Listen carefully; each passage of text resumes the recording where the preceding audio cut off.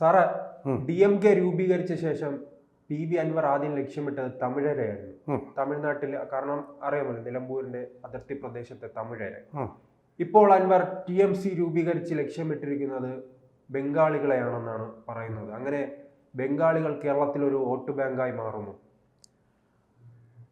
പറയാൻ പറ്റിയല്ലേ ഈ കാര്യങ്ങളൊന്നും. നോക്കൂ, നമ്മളിപ്പോൾ ബംഗാളികളെന്ന് അറിയപ്പെടുന്ന ആൾക്കാരില്ല, ബംഗാളികളല്ല. മിന്നുന്നതെല്ലാം പൊന്നല്ല എന്ന് പറയുന്നത്. അതിൽ ബംഗ്ലാദേശികളുണ്ട്, ജാർഖണ്ഡിൽ നിന്ന് വരുന്നവരുണ്ട്, ബീഹാറിൽ നിന്ന് വരുന്നവരുണ്ട്, അതുപോലെ തന്നെ തിബറ്റ്, നേപ്പാൾ അങ്ങനെയുള്ള സ്ഥലങ്ങളിൽ നിന്ന് വരുന്നവരെ എല്ലാം നമ്മൾ മൊത്തത്തിൽ പറയുന്ന ഒരു സർവ്വനാമമാണ് ബംഗാളികൾ. നമ്മുടെ കേരളത്തിന് വെളിയിൽ പോകുന്ന മലയാളികളെ അവർ വിളിക്കുന്നത് തമിഴ്സ് എന്നാണ്. നമ്മളെല്ലാം അറിയപ്പെടുന്നത് തമിഴ്നാട്. നമ്മൾ വാസ്തവത്തിൽ തമിഴ്നാടുകാരുമല്ല, തമിഴ് അറിയാത്തവരെ പോലും അവർ വിളിക്കുന്നത് തമിഴിയൻ. യു ആർ തമിഴിയൻ എന്നുള്ളതാണ് മൊത്തത്തിലൊരു. എല്ലാവരെയും കൂടെ ചേർത്ത് ഓരോന്നോരോന്നായിട്ട് വിളിക്കേണ്ടെന്ന് വിചാരിച്ചു. ആന്ധ്രാപ്രദേശുകാരെ അങ്ങനെയല്ല, കർണാടകക്കാരെ അങ്ങനെയല്ല വിളിക്കുന്നത്, തമിഴിയൻ എന്നുള്ള മട്ടിലാണ് അവർ പേര് പറയുന്നത് അവിടെ. അപ്പോൾ അതുകൊണ്ട് നമ്മളിവരെല്ലാം ബംഗാളികളായിട്ട് വിളിക്കുന്നുണ്ട്. പക്ഷേ ഇതിൻ്റെ വലിയൊരു രാഷ്ട്രീയ സാധ്യത എന്ന് പറയുന്നത് ഏതാണ്ട് 25 ലക്ഷത്തോളം ഈ പ്രവാസികളായിട്ടുള്ള ആൾക്കാർ, നമ്മുടെ അതിഥി തൊഴിലാളികൾ. അപ്പോൾ ഒരു ജില്ല രൂപീകരിക്കാനുള്ള ആളുണ്ട് കേരളത്തിനകത്ത് മൊത്തമായിട്ട് ഉണ്ട്. അവർ കുറച്ച് പേര് ഫ്ലോട്ടിംഗ് ആയിരിക്കാം, കുറച്ച് നാൾ ഇവിടെ പണി ഇല്ലാതെ വരുമ്പോൾ വേറെ സ്ഥലത്തേക്കൊക്കെ പോകും. ഇതിലിപ്പോൾ അൻവർ DMKയിൽ ഉണ്ടായിരുന്നപ്പോൾ മലപ്പുറം ജില്ല വിഭജിച്ച്, കോഴിക്കോട് ജില്ല വിഭജിച്ച് ഒരു പുതിയൊരു ജില്ല വരണമെന്ന് ആവശ്യം ഉന്നയിച്ചു. ഇനി TMCയിൽ ചേർന്നപ്പോൾ ഇനി ബംഗാളികളെ ഉൾപ്പെടുത്തിയ ഒരു ജില്ല വേണമെന്ന് പറയുന്നു. വേണ്ടല്ലോ, പെരുമ്പാവൂരിനെ ഒരു ജില്ലയാക്കി അങ്ങ് മാറ്റിയാൽ പോരെ. പെരുമ്പാവൂരാണിപ്പോൾ ഏറ്റവും കൂടുതൽ ഇവർ കേന്ദ്രീകരിച്ചിരിക്കുന്നത്. അവിടുത്തെ പ്ലൈവുഡ് ഇൻഡസ്ട്രിക്ക് ഇത് ആവശ്യമാണ്. അതുകൂടാതെ കേരളത്തിലെമ്പാടും ഹോട്ടലുകൾ നടത്തുന്നുണ്ട്. ഇപ്പോൾ അവർ ഹോട്ടലുകളിൽ തൊഴിലാളികളായിട്ട് ജോലി ചെയ്യുന്നു. നോക്കൂ, നിങ്ങളൊരു ബാർബർ ഷോപ്പിൽ അല്ലെങ്കിൽ ബൂത്തിക്കിൽ ഇപ്പോൾ പൊയ്ക്കോളൂ, അവിടെ ജോലി ചെയ്യുന്നത് ബംഗാളികളാണ്. എല്ലാം നല്ല ഭംഗിയായിട്ട് പ്രൊഫഷണലായിട്ട് ചെയ്യാൻ പഠിച്ചു. മെയ്ക്കാട്ട് പണിക്ക്, മേസ്തിരി പണിക്ക്, ആശാരി പണിക്ക്, ഭാരമെടുക്കുന്ന പണിക്ക്, ചുമട്ടു തൊഴിലാളികളായിട്ട് എല്ലാം ബംഗാളികളാണ്. ഇവർ നല്ല ആൾക്കാരുമുണ്ട്, നല്ല സ്വഭാവം, നല്ല പ്രൊഫഷണലായിട്ടുള്ള ആൾക്കാരും നമ്മളെക്കാൾ നന്നായിട്ട് ജോലി ചെയ്യുന്ന ആൾക്കാരും ഒക്കെ ഉണ്ട്. ചിലർ ഇവിടെ തന്നെ പഠിച്ച് നമ്മളെക്കാൾ നന്നായിട്ട് മലയാളം പറയുന്ന ആൾക്കാരുണ്ട്, ബസ്സിൽ കണ്ടക്ടറുമായിട്ട്, കിളിയായിട്ട്. അപ്പോൾ നമ്മുടെ ഈ രാഷ്ട്രീയ സ്ഥിതി വളരെ മാറിയിരിക്കുന്നു. അതായത് ബംഗാളികളെ നമുക്ക് it is an elephant in the room. മുറിയിലുള്ള ആനയെ നമുക്ക് അവഗണിക്കാൻ പറ്റാത്ത പോലെ ഒരു ശക്തിയായിട്ട് മാറിക്കഴിഞ്ഞിട്ടുണ്ട്. അൻവറിന് ആ ലക്ഷ്യം ഉണ്ടോയെന്നറിയില്ല. 2 കാര്യങ്ങളുണ്ട്. നെയ്യപ്പം തിന്നാൽ 2 കാര്യം എന്നാണ് പറയുന്നത്. ഒന്ന്, നമുക്ക് വയറ് നിറയും. രണ്ടാമത്തെ കാര്യം, അതിൻ്റെ എണ്ണ എടുത്ത് നമുക്ക് തലയിൽ പുരട്ടുകയും ചെയ്യാം, കൈ മിച്ചം വരുമ്പോൾ നല്ലപോലെയുണ്ട് എന്ന് പറയുന്ന പോലെ അൻവറിൻ്റെ 2 ലക്ഷ്യങ്ങളും സാധിക്കാൻ പറ്റിയ പാർട്ടിയാണ് തൃണമൂൽ. എന്തൊക്കെയാണെന്നറിയാം?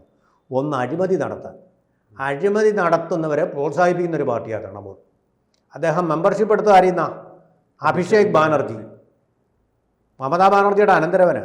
അവിടുത്തെ ഗവൺമെൻറ് സ്കൂളുകളിലെ പ്രവേശനത്തിന് ആളാമ്പ്രതി കോഴ വാങ്ങിച്ച ആളാണ്. ഹൈക്കോടതി പിടികൂടി. എന്നിട്ട് ഇപ്പോഴും രാഷ്ട്രീയ നേതാവായിട്ട് തുടരുക. അപ്പോൾ അവരെല്ലാം പ്രോത്സാഹിപ്പിച്ച് നേതാക്കളായിട്ട് നിലനിർത്തും, അവിടുത്തെ ഒരു ഉളുപ്പുമില്ലാതെ. അപ്പോൾ അഴിമതിക്ക് ലൈസൻസ് ഉള്ള പാർട്ടി.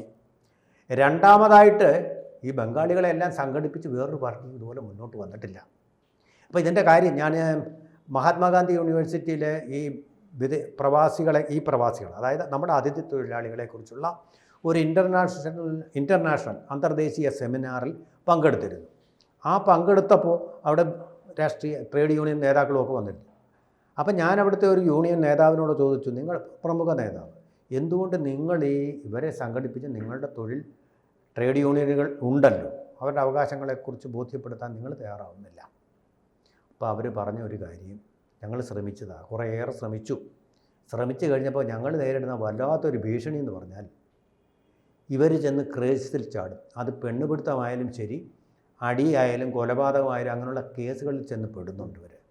നമ്മുടെ സംസ്കാരമല്ല അവർ, എല്ലാവർക്കും അല്ലത്, നല്ല ആൾക്കാരുണ്ട് അവിടെ. ഇവർ ചെന്ന് ബീഹാറികളും ബംഗ്ലാദേശികളും ഒക്കെ സ്ഥിരം ഈ പരിപാടികളിൽ ചെന്ന് അവർക്കെല്ലാം മദ്യം, പിന്നെ ഈ പാൻ പരാഗ് എന്ന് പറയുന്ന സാധനം, അത് രഹസ്യമായിട്ട് അവർക്ക് കിട്ടുന്നുണ്ട്, കേരളത്തിൽ നിരോധിച്ചിട്ടുള്ളത്. അതെല്ലാം അവർക്ക് അറിയാം, അത് കിട്ടുന്നുണ്ട്. ലോറികളിൽ വരുന്നവരും ഒക്കെ കൊണ്ടുവരും. അതും കഴിച്ചിട്ട്, മദ്യവും കഴിച്ച് അതും കൂടെ കഴിച്ച് ഇരട്ടി ലഹരിയെ, ആ ലഹരിയിൽ ഇങ്ങനെ ആക്രമണങ്ങളിലും ഒക്കെ അങ്ങ് ഏർപ്പെടുക സ്ഥിരം പരിപാടി. പിന്നെ പെൺകുട്ടികളെ നമ്മൾ കണ്ടു കഴിഞ്ഞാൽ അറിയാം, അവർ നമ്മുടെ പെൺകുട്ടികളെ നോക്കുന്നത് എന്ന് പറഞ്ഞാൽ ഇറച്ചി കണ്ട നായയെ പോലെ അവർ നോക്കും. നോക്കുന്നത്, ഇരകളെ പോലെയാണ് നോക്കുന്നത്. അപ്പോൾ ആ ഒരു കൾച്ചറാണ് വിദ്യാഭ്യാസം പ്രായണ കുറവായ ആൾക്കാർക്ക്. അപ്പോൾ അങ്ങനെയൊക്കെയുള്ള ആൾക്കാരെ കൊണ്ട് നടന്ന പാർട്ടിക്ക് മെനയായി. എന്തുകൊണ്ട്? കേസിൽ ചെന്ന് വിടും. ഈ കേസ് നടത്തേണ്ട ചുമതല ആർക്കാ? ഈ ട്രേഡ് യൂണിയന് വമ്പിച്ച സാമ്പത്തിക ബാധ്യത. അതുകൊണ്ട് ഞങ്ങൾക്കതിന് പണമൊന്നുമില്ല, ഞങ്ങളത് നിർത്തി. അതുകൊണ്ടാണ് ഇവരെ ഒന്നും ഒരു പാർട്ടിയും അവരുടെ യൂണിയനുകളിൽ അടുപ്പിക്കാത്തത്. ശരിയായിട്ടൊരു കണക്കെടുപ്പ് പോലും ഇല്ലിപ്പോൾ. 25 ലക്ഷം എന്നുള്ളത് പറയുന്നത് ചിലപ്പോൾ അത്യുക്തിയാണോ എന്നറിയില്ല. രജിസ്റ്റർ ചെയ്യപ്പെട്ടത് ഏതാണ്ട് നമ്മുടെ കോവിഡ് കാലത്ത് രജിസ്റ്റർ ചെയ്യപ്പെട്ടതിൽ വരുന്നത് ഏതാണ്ട് 14 ലക്ഷത്തോളം പേരാണ്. 14 ലക്ഷത്തോളം പേരാണ് രജിസ്റ്റർ ചെയ്യപ്പെട്ടുള്ളത്. ഒരു പ്രശ്നമെന്ന് പറഞ്ഞാൽ അവർക്ക് വോട്ടർ ID കാർഡില്ല. ഈ PV അൻവറിൻ്റെ നേതൃത്വത്തിൽ അവർക്ക് ഈ വോട്ടർ ID കാർഡൊക്കെ കൊടുത്താൽ ശക്തമായൊരു വോട്ട് ബാങ്കാക്കി മാറ്റാൻ പറ്റും. ഈ പറഞ്ഞ പോലെ അവർക്ക് വേണ്ടി ഒരു ജില്ല എന്നുള്ളതും ഇപ്പോൾ ഉണ്ടല്ലോ. മധ്യപ്രദേശിലൊരു മലയാളി ജില്ലയില്ല, ഒരു നഗരമുണ്ട് അവിടെ എന്ന് പറയുന്ന പോലെ ഇവർക്കൊരു ജില്ല എന്നുള്ളത് സാധ്യമായി തീരും. എല്ലാവർക്കും അവിടെ പോയി സുരക്ഷിതമായിട്ട് താമസിക്കാം. നമുക്കും ശല്യമില്ല, അവർക്കും ശല്യമില്ല. അങ്ങനെ ഒരു ഏർപ്പാടുണ്ടാക്കാനൊക്കെ അൻവറിന് അതിന് വേണ്ടിയിട്ടുള്ള ഹൈപ്പ് ഉണ്ടാക്കാൻ പറ്റും. കുറേ കയ്യടിയും കിട്ടും.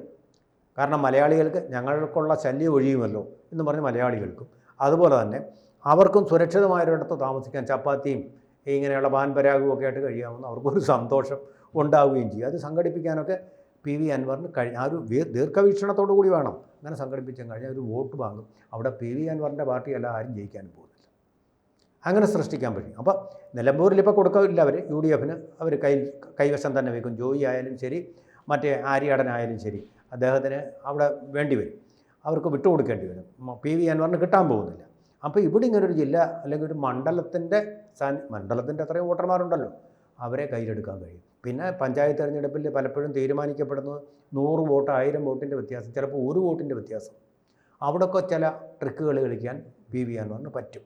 അപ്പോൾ അദ്ദേഹത്തിനൊരു ഗെയിം ചേഞ്ചറായിട്ടും ഒക്കെ പലപ്പോഴും പ്ലേ ചെയ്യാൻ ഈ രാഷ്ട്രീയം ഉപയോഗിച്ച് തന്നെ പറ്റുന്നേ ഉള്ളൂ.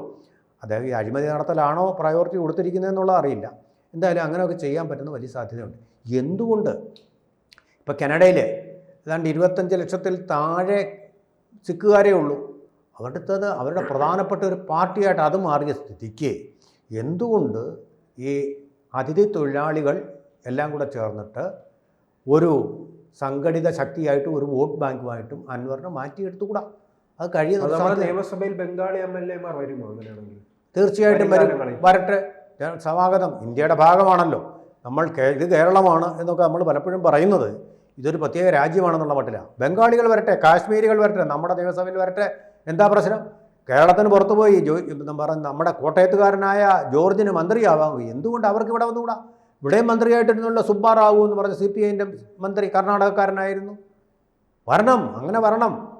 അത് നമ്മൾ മറ്റൊരു ഗവർണറെ മാത്രമാണ് അങ്ങനെ ഓടിച്ചത്. സുബ്ബാറാവുവിനെ ആരും ഓടിച്ചിട്ടില്ല, ഇവിടുന്ന് എതിർത്തിട്ടുമില്ല. അപ്പോൾ അതുകൊണ്ട് അങ്ങനെയൊക്കെ വരണം. സംസ്ഥാനങ്ങളിൽ വന്നാൽ എന്താ കുഴപ്പം? പല മുംബൈയിലൊക്കെ പ്രധാനപ്പെട്ട നേതാക്കളൊക്കെ മലയാളികളാണ്. അങ്ങനെ വരുന്നുണ്ട്. എന്തിന് അമേരിക്കയിൽ പോലും ഇന്ത്യൻ വംശജർ അവിടെ മന്ത്രിമാർ ഉയർന്ന പദവികളിൽ ട്രംപ് ഇപ്പോൾ തന്നെ നിയുക്തരാക്കിയിട്ടുണ്ടല്ലോ.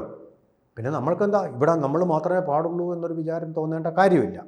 അപ്പോൾ അത് ഫലപ്രദമായിട്ട് ഉപയോഗിക്കാൻ കഴിഞ്ഞാൽ അങ്ങനെ അവർക്ക് ഒന്നാമത്തെ കാര്യം അവർക്ക് വോട്ട് ചെയ്യാനോ ആ രാഷ്ട്രീയത്തിലോ താല്പര്യമില്ല. അവർക്ക് ഈ പാൻ പരാഗ്, മദ്യം, പിന്നെ ചിക്കൻ അവരുടെ പ്രിയപ്പെട്ട ഒരു വിഭവമാണ്. ഇതിലൊക്കെയാണ് താല്പര്യം. അവരുടെ ആഹാരം ചപ്പാത്തി, ചോറ് താല്പര്യമില്ല. അതിനാണല്ലോ ചോറ് അരി റേഷൻ അരി സൗജന്യമായിട്ട് കൊടുത്തപ്പോൾ ഞങ്ങൾക്ക് വേണ്ട, ഞങ്ങൾക്ക് ആട്ട ചപ്പാത്തി മതിയെന്നും പറഞ്ഞ് അവിടെ ചങ്ങനാശ്ശേരിയിൽ കോവിഡ് കാലത്ത് അവർ നടു റോഡിൽ എല്ലാവരും കൂടെ കൂടിയിരുന്ന് ബഹളം ഉണ്ടാക്കിയ ഒരു ഭീകരാന്തരീക്ഷം. അന്ന് കൂട്ടം കൂടുക എന്ന് പറഞ്ഞാൽ ഭീകരാന്തരീക്ഷമാണ്. ഇത്രയും അകലത്തിലിരുന്നാലും കോവിഡ് പകരാം. അങ്ങനെ ഒരു അന്തരീക്ഷം എല്ലാം കൂടെ ചേർന്നിരുന്ന് ഒരു അന്തരീക്ഷം സൃഷ്ടിച്ച ആൾക്കാരെ കോർത്തിണക്കാൻ അപ്പോൾ അവിടെ സംഘടനാബോധമുണ്ട്. ആ സംഘടനാബോധം പ്രയോജനപ്പെടുത്തിക്കൊണ്ട് മുന്നോട്ട് പോകാൻ അൻവറിന് സാധ്യത കാണുന്നുണ്ട്. അത് കേരളത്തിൻ്റെ രാഷ്ട്രീയത്തിൽ പുതിയൊരു സമവാക്യം സൃഷ്ടിക്കും.